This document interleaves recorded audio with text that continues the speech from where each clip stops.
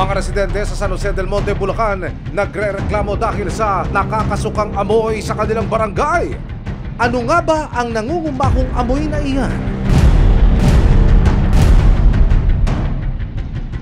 Nang lapitan ng mga sako na pinagpipistahan na ng sangkatutak na langaw, lumuwa at bumulwak ang dugo mula sa mga ito. Parang patay na tao.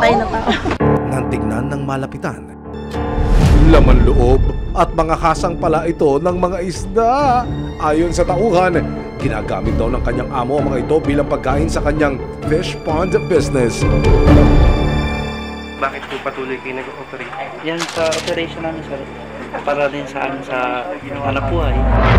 Dahil sa mga natuklasang patong-patong na violation, nagpasya ang LGU ng San Jose del Monte, Bulacan na ipasara ang establishmento. Unang-una, nag-operate sila ng walang sanitary permit. And then yung mga empleyado, wala ring health certificate. Pangatlo, walang personal protective equipment. Sa solid waste, yan po ay na-violate nila. Nakita nyo, mixed waste.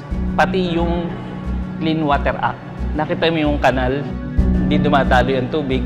Ang inapalayan pa nilang nature of business, used goods, trading. Paano po naging isda, mga sir?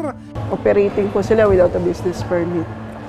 So, yun po yun nasa Chapter 3, Article 5, Section 62 ng Local Government Code po at ng City of San Jose del Monte Revenue Code.